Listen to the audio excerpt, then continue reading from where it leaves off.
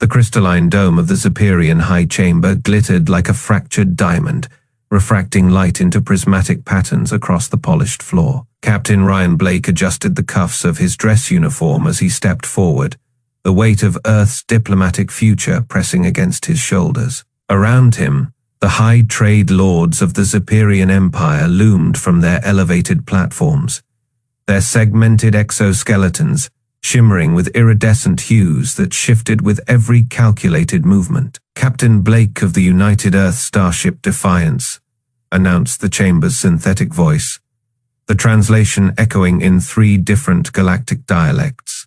Presenting before the high trade lords of the Zephyrian sovereignty, Blake forced a neutral expression as he stopped at the designated marker, a circle of pulsating light embedded in the floor. The Zephyrians didn't blink. They didn't have eyelids. Instead, their multifaceted eyes tracked him with cold precision. Their mandibles twitching in what he'd learned was the equivalent of impatience. High trade lords, Blake began, his voice steady. Earth appreciates this opportunity to discuss. Enough pleasantries, Softskin, interrupted Lord Vexis, the eldest among them. His exoskeleton darkened with age. A data crystal embedded in his thorax pulsed as he gestured with one clawed appendage. We have reviewed your proposal. It is insufficient. Blake clenched his jaw. 3 weeks of negotiations had led to this moment. The Zephyrians controlled the largest trade lanes in the Orion Arm, and Earth needed access. But they wanted concessions, exclusive mining rights, technology transfers, things Earth couldn't afford to give. With respect, Blake said, keeping his tone diplomatic, our offer is more than fair. The cultural exchange alone. Ah yes, hissed Lord Cyril, her voice like scraping metal. Your culture. She tapped a claw against her console, and the chamber's acoustics shifted. A familiar melody filled the air. Beethoven's Ode to Joy, but warped, synthesized into something mechanical and lifeless. Blake stiffened.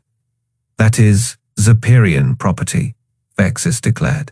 The music cut off abruptly. As of this morning, the High Trade Council has decreed all human musical compositions to be copyrighted intellectual assets of the Zephyrian Empire.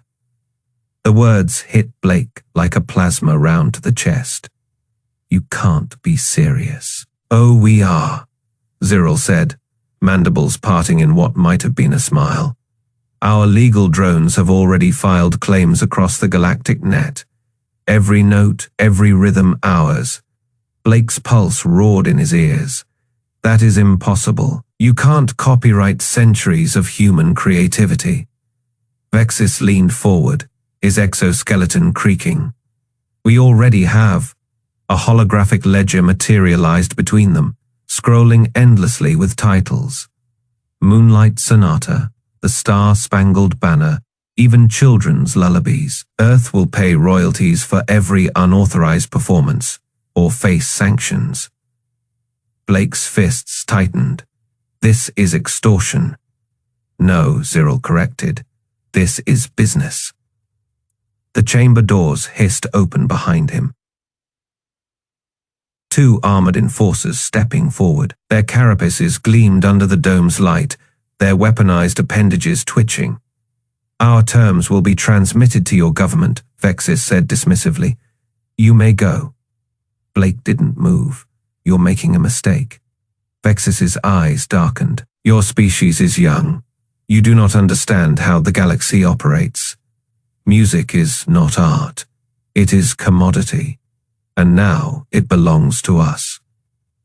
The enforcers gripped Blake's arms, their claws pressing just shy of breaking skin. As they dragged him toward the exit, the distorted Ode to Joy began playing again, echoing mockingly through the chamber. Blake twisted in their grip, shouting over the noise. You think you can own our music, our soul? Vexis didn't look up from his data crystal. We already do. The doors sealed behind him with a final resonant click. The music faded, replaced by the cold silence of the Zephyrian halls. Blake exhaled sharply, his mind already racing. They had no idea what they'd just started. The underground bunker smelled of stale air and desperation. Lisa Hayes rubbed her tired eyes as holographic news feeds flickered against the concrete walls. The glow cast eerie shadows across the faces of Earth's last free musicians, their instruments silent in their laps. "Another one gone," muttered Carlos, a violinist from Buenos Aires. His fingers twitched over his bow, but he didn't dare play. The projection showed a Ziperian enforcement drone hovering over a street musician in Paris, its crystalline voice booming, "Unauthorized performance of Claire de Lune, penalty Fei galactic credits." Lisa clenched her fists. "They're erasing us." Across the room, a young girl, no older than 8, hummed softly to herself. The tune was simple, innocent "Twinkle, twinkle, little star." A sharp crack echoed through the bunker as the ventilation grate burst open. A sleek, insectoid drone dropped from the ceiling, its faceted eyes scanning the room. "Copyright violation detected," it droned. "Unauthorized reproduction of Ziperian, owned intellectual property penalty assessment in progress." Lisa moved before she could think, shoving the child behind her. "It's a nursery rhyme," she snapped. "You can't own." The drone's stinger extended with a click. "Payment due immediately. Default will result in asset seizure." Carlos stood, his violin case trembling in his hands. "You want music?" His voice was low, dangerous. "Fine." He flipped the latches, the drone whirred, adjusting its aim. "Warning, unauthorized performance will." Carlos drew his bow across the strings in a single furious stroke. The note screamed through the bunker, raw and dissonant.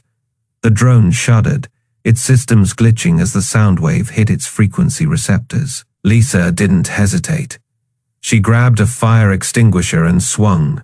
The drone shattered into glittering fragments. Silence. Then from the back of the room, someone whispered, "Holy shit." The little girl peeked out from behind Lisa's legs. "Can I hum again?" Lisa exhaled, running a hand through her hair. "Not here." She turned to the others, their faces a mix of fear and defiance. They're watching everywhere, the net, the streets. Even children's lullabies aren't safe. A bassist from Tokyo, her fingers calloused from decades of play, spoke up. "So what do we do?" Lisa looked at the broken drone, then at the instruments around her. "We go silent," she said, "until we can scream louder than they can silence us." That night, Earth's musicians disappeared. Studios stood empty. Concert halls echoed with nothing but the footsteps of Ziperian auditors. The galactic feeds proclaimed victory. Human music successfully regulated. But in the shadows, in bunkers and back alleys, and the holds of smuggler ships, the notes lingered, waiting, and somewhere, in the dark, a single guitar string was plucked. The rebellion had its first note. The asteroid bar smelled like engine grease and fermented Vorak ale. Flickering neon signs cast jagged shadows across the dented metal walls, their glow barely cutting through the haze of smoke from a dozen different species vices. In the corner, a salvaged piano sat wedged between crates of stolen goods, its keys yellowed with age but still intact. Jake Morrison ran his fingers across the ivory, feeling the familiar grooves under his calloused fingertips. He hadn't played in months. Not since the Ziperians had raided his last concert on Vega, Faye confiscating his instruments and slapping him with a fine so large it had bankrupted him in an instant. Now he was just another exile, drifting through the lawless edges of the galaxy. A group of Vorak pirates lounged nearby, their fur matted with grime and their fangs glinting in the dim light. They were massive, hulking things, built for brawls and boarding actions, not music appreciation, but Jake didn't care. He pressed down on the keys, letting the first notes of Flight of the Bumblebee ripple through the bar. The chatter died instantly. Vorak ears, sharp enough to hear a docking clamp hiss from 3 decks away, twitched in unison. One of them, a scarred brute with a cybernetic eye, turned his head so fast his neck creaked. Jake smirked and played faster. His fingers blurred, the melody spiraling into a frenzy of sound. The piano wasn't perfect. Some keys stuck, others wheezed like dying engines, but it didn't matter. The music lived, the Vorak were frozen. Their claws dug into the table, splintering the wood. One of them, a younger pirate with a missing ear, started tapping his foot. Then another joined in, his massive tail thumping against the floor in time with the rhythm. By the time Jake hit the climax, the entire bar was vibrating. Glasses rattled on shelves. A loose panel in the ceiling clattered to the floor. The Vorak weren't just listening, they were entranced. When the final note faded, the silence was deafening. Then the scarred Vorak slammed his fist onto the table, sending mugs flying. Again, Jake raised an eyebrow. "You like that?" The Vorak bared his fangs. Not in threat, but in something like awe. "Never heard anything like it. What do you call that?" "Music," Jake said simply. "Human music." A murmur ran through the crowd. The younger Vorak leaned forward. "The Zephyrians say it's theirs now." Jake snorted. "Yeah, well, the Zephyrians can choke on a black hole." That got a roar of approval. The Vorak loved two things: stealing and spitting in the face of authority. The scarred one, Jake was starting to think he was the warlord, gestured to the piano. "Play more." So Jake did. He played Moonlight Sonata, slow and haunting, and the Vorak went still, their ears twitching at the melancholy notes. He played Thunderstruck, and they howled along, pounding the tables like war drums. He played HFY Elise, and one of them, a grizzled old pirate missing half his teeth, actually sniffled. When Jake finally paused, his fingers aching, the warlord grabbed him by the shoulder. "You human, you're coming with us," Jake tensed. "Are that a threat or an offer?" The Vorak grinned, his cybernetic eye whirring as it focused. Opportunity you play. We broadcast." Jake blinked. Broadcast. The warlord gestured to the ceiling, to the stars beyond.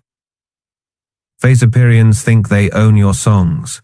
We show them what ownership means in the black." The other Vorak growled in agreement. The younger one pulled out a dented comm device. Its screen cracked, but still functional. "We got a hijacked satellite, strong enough to reach half the galaxy." Jake's pulse quickened. "You're saying y'all pirate human music?" The warlord's grin widened. "We steal everything. Now we steal music." The bar erupted into cheers. Jake looked down at the piano, then back at the Vorak. For the first time in months, he felt something like hope. "All right," he said, cracking his knuckles.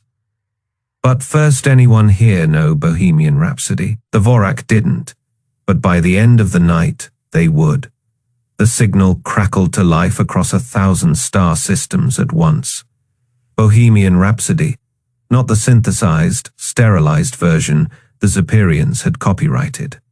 The real thing, raw, unfiltered, human. Freddie Mercury's voice tore through the silence of space like a supernova, bouncing off comm relays, bleeding into every open channel from merchant freighters to luxury yachts to military patrol ships. On the bridge of the USN Defiance, Captain Ryan Blake nearly dropped his coffee. "What the hell?" His comm officer's fingers flew across the console.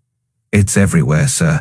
Every open frequency, every public broadcast node, even the emergency bands." Blake's lips twitched. "The pirates. Has to be. Signals bouncing through hijacked Zephyrian relays. They can't trace it, can't stop it. It jumps the second they try to lock on." A Vorak raider's gruff voice suddenly overlaid the music, shouting over the guitar solo. "Attention, Galaxy, this is free radio, Vorak. You're listening to stolen human music, and Therese plenty more where that came from." Somewhere in the depths of a Zephyrian trade hub, a clerk froze mid-sentence. The melody coiled through the air, slipping past the sound, dampening fields of corporate offices. His mandibles twitched. He hadn't heard music like this since the ban. His co-worker hissed, "Turn it off. They'll fine us." The clerk hesitated. Then, quietly, he adjusted his terminal's volume, just a little louder. 3 sectors away, a Zephyrian enforcer cruiser dropped out of warp, its scanners pulsing angrily. Signal origin traced to asteroid HFY. The captain snapped. Move to intercept. The moment they entered visual range, the asteroid exploded, not with fire but with light. A holographic projector the size of a city block flared to life, blasting Sweet Child O' Mine straight into their bridge speakers at full volume. The enforcers recoiled, their exoskeletons vibrating from the base. By the time they recovered, the projector had already detonated itself. The only thing left was a crude Vorak glyph spray, painted across the debris. "Catch us if you can." On Earth, Lisa Hayes stood in the bunker, watching the chaos unfold on a dozen stolen feeds. The Galactic Media Syndicate was in meltdown.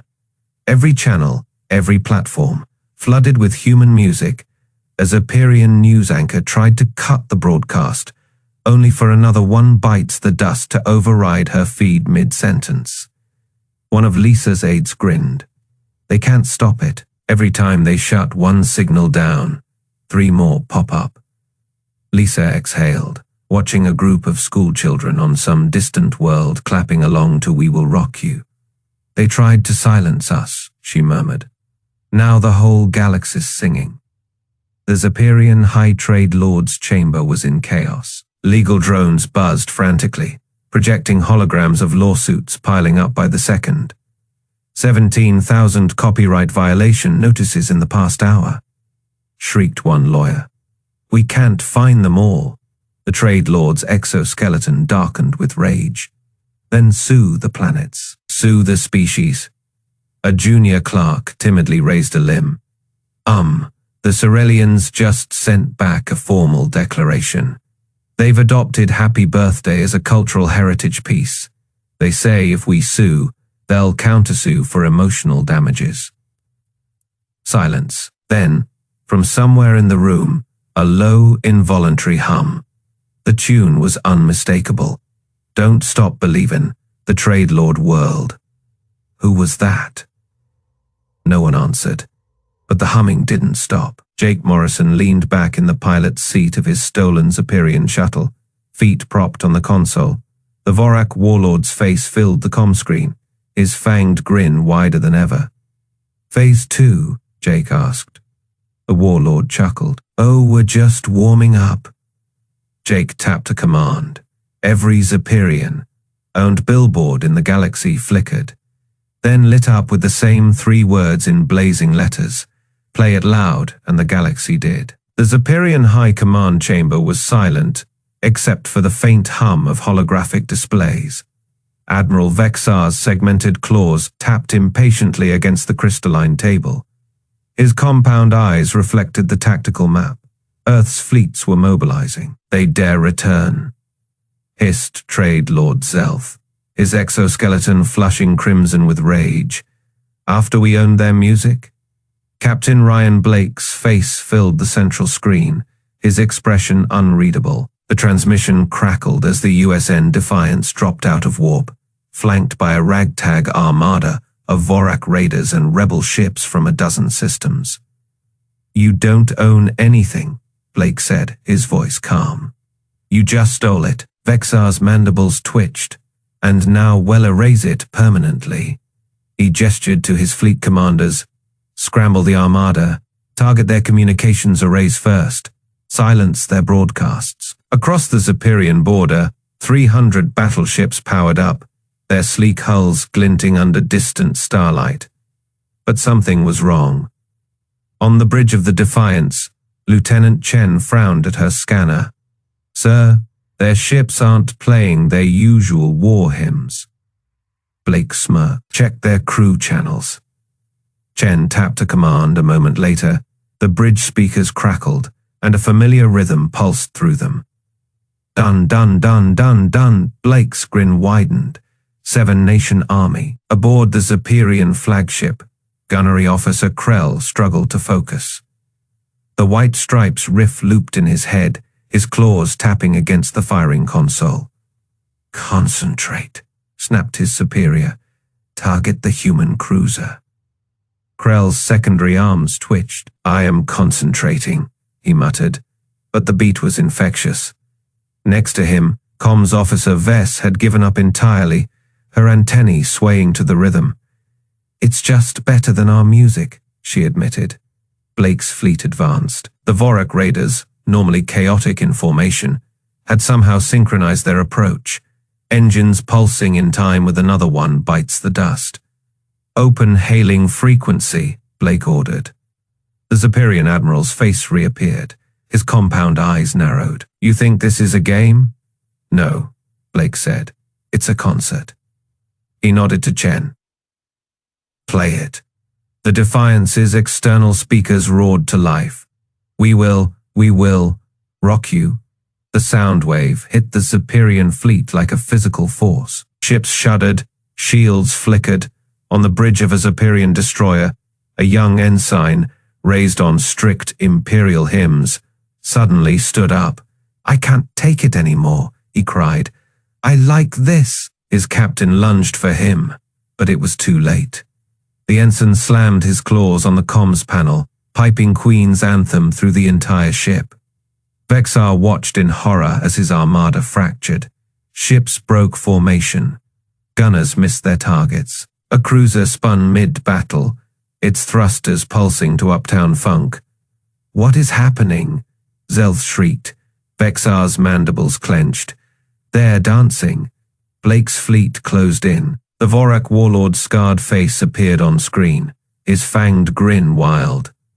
"Human," he barked, "we steal all your music now, even the country ones." Blake laughed. "Knock yourself out." The warlord turned to his crew. "Play the cowboy song." A twanging guitar riff blasted across the battlefield. The Zeperians recoiled. Vexar's flagship trembled as the Defiance locked weapons. "Admiral," his tactical officer cried. "Our troops, they're singing." Vexar whirled. The bridge crew, his elite, disciplined warriors, were mouthing the words to "Don't Stop Believin'." One officer caught his glare and froze. "Sorry, sir. It's just catchy." Vexar's exoskeleton paled. He turned back to the screen, where Blake waited. "You can't fight this," Blake said. "Music doesn't belong to empires. It belongs to everyone."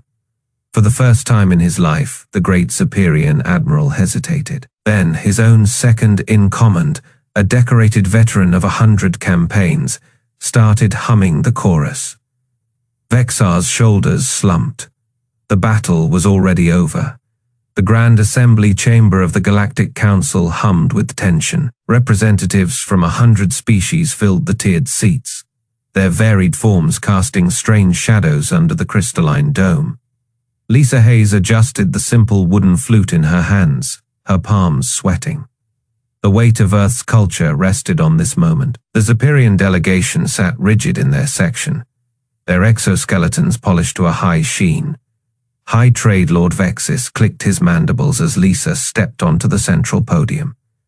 "This farce ends now," he broadcast to the chamber. "Human music is recognized," interrupted the Cerebrian arbiter, their floating neural tendrils pulsing with authority. "Ambassador Hayes has the floor." Lisa took a deep breath. Around her, holographic feeds from every corner of the galaxy flickered to life. Billions were watching. She raised the flute to her lips. The first clear notes of amazing grace floated through the chamber, simple, pure, unadorned by Zeperian synthesizers or copyright filters. Just human breath through wood. A hush fell over the assembly. The Thalassian water, breathers in their fluid tanks, stilled their movements. The armored Kriegar warriors lowered their weapons. Even the ever-chittering Melanid traders fell silent. Lisa played on, her fingers moving with practiced ease. The melody told of loss and redemption, of struggle and hope. It spoke without words across species, across light years. In the third row, a Vorak pirate captain began to hum along, his deep voice rumbling the ancient tune. Then a Cerebrian joined in, their telepathic harmonics weaving through the melody. One by one, the entire chamber added their voices, each species adapting the song to their own biology. The Zephyrians looked around in growing horror. Vexis slammed his forelimbs on the console. "This is a violation of—" "Be silent," the Arbiter commanded, their neural glow intensifying. "You would claim ownership of this?" Lisa lowered the flute as the last note faded. The chamber remained utterly still. Then, from the highest tier, the ancient Galax elder stood on trembling limbs. Their voice crackled with age as they spoke. "I heard this melody, long ago, before your empire existed, child, before your species crawled from the oceans. It was carried on solar winds from a blue world." Murmurs spread through the assembly. Vexis's exoskeleton darkened with distress. "Impossible, our copyright scans are meaningless," Lisa said, her voice steady. "Music isn't property. It is memory. It is the heartbeat of civilizations long gone, echoing through time." She turned to address the chamber. The Zephyrians didn't just steal from humanity. They tried to silence every species who ever shared a song. A Kriegar warlord stood, his battle-scarred face grim. "My people have war chants older than your empire, Zephyrian. Would you tax our dead?" The Melanid trade prince buzzed angrily. "Our hatchling songs, our morning dirges." The chamber erupted. A Thalassian delegate sprayed scented water in outrage. The Cerebrian Arbiter's neural glow flared bright enough to cast shadows. "Order," the Arbiter commanded. When the noise subsided, they turned to the Zephyrians. "Your claim is void. By unanimous decision of the Galactic Council, all copyrights on human music are revoked." Furthermore, their tendrils pulsed with satisfaction. Any species may claim compensation from the Zephyrian trade empire for cultural suppression. Vexis collapsed into his seat, his exoskeleton dulling to a sickly gray around him. His delegation scrambled to activate damage control protocols. Lisa barely had time to step down before being swarmed by delegates. A Vorak captain clapped her on the back hard enough to stagger her. "Good tune, human. What else you got?" From somewhere in the chamber, someone began humming. "We are the champions." Within moments, the entire assembly had taken it up, 100 different voices and instruments joining in chaotic harmony. Even a few Zephyrian junior delegates tapped their appendages before being silenced by glares from their superiors. Lisa spotted Captain Blake pushing through the crowd, his uniform rumpled but his grin triumphant. "They're playing our song," he shouted over the noise. She laughed, holding up the flute. "Just wait until they hear Beethoven's Ninth, the real version." As the singing grew louder, the chamber's acoustics carried the sound through the dome and out into the stars. Across the galaxy, on 1,000 worlds, beings who'd never met a human found themselves humming along. The music had been set free, and somewhere in the crowd, a Zephyrian trade lawyer quietly recorded the melody on his datapad. For personal use only, of course. The rebuilt concert hall on Earth shimmered under the starlit dome, its polished surfaces reflecting the gathered crowd of 100 different species. Jake Morrison adjusted the cuffs of his jacket, a gift from the Vorak, stitched with threads that glowed faintly under the stage lights. The audience murmured, a sea of clicking mandibles, vibrating vocal sacs, and the low hum of translator units. In the front row, a group of former Zephyrian lawyers sat stiffly, their exoskeletons dull without the usual corporate insignias. Jake smirked as he stepped up to the grand piano, its keys worn from centuries of human hands. He didn't need sheet music. Every note was etched into his bones. "Ladies, gentlemen, and assorted cosmic entities," he said, fingers hovering over the keys. "This one's for the lawyers."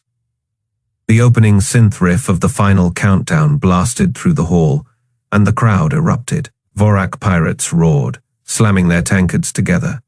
A Ceralian diplomat's floating orbs pulsed in time with the beat. Even the ex-Zephyrians twitched, their antennae flicking despite themselves. Backstage, Lisa Hayes leaned against the wall, arms crossed. Captain Blake stood beside her, his uniform crisp, but his posture relaxed for once. "Never thought I'd see the day," he muttered. "Zephyrians clapping to our music." Lisa grinned. "Turns out you can't litigate away a groove." On stage, Jake launched into the chorus, the crowd singing along in 100 different tones. A Vespidian in the third row screeched the lyrics, his wings vibrating at a frequency that shattered 2 glasses. Nobody cared. Near the exit, a hulking Vorak warlord, the same one who'd first declared music theft, a pirate's right, grinned, his fangs glinting. He elbowed a deflated-looking Zephyrian copyright enforcer. "You hear that?" he bellowed over the noise. "That's your empire's funeral march." The Zephyrian's mandibles clicked weakly. We had no idea it would." "Shut up and dance," the warlord roared, dragging him into the aisle. The song reached its crescendo, Jake's fingers flying across the keys. The dome above them flickered, projecting the feed from 1,000 other concerts across the galaxy. Venusian opera houses, Martian rock pits, even a rogue Zephyrian colony where rebels blasted Sweet Child O' Mine from stolen speakers. The Galactic Council had officially revoked the copyright ban. But long before the paperwork cleared, the galaxy had already voted. Human music was unstoppable. As the final notes rang out, Jake stood, bowing to thunderous applause. The Vorak warlord vaulted onto the stage, clapping him on the back, hard enough to make his teeth rattle. "You," he bellowed. "You humans. What else you got hidden on that little planet of yours?" Jake wiped sweat from his brow, still grinning. "Oh, we've got plenty." The warlord's eyes gleamed. "Movies," he said. "Those moving pictures with the dramas, the explosions." Behind them, Captain Blake groaned. "Oh no," Lisa snorted. "Too late, they've already tasted rebellion." The warlord threw back his head and laughed. "Next, we steal films," he announced, and the crowd cheered. Jake leaned into the microphone.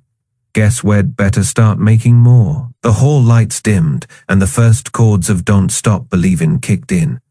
By the second verse, even the ex-Zephyrians were swaying. Somewhere in the back, a child, human this time, hummed Twinkle Twinkle, Little Star. No drones came to stop her.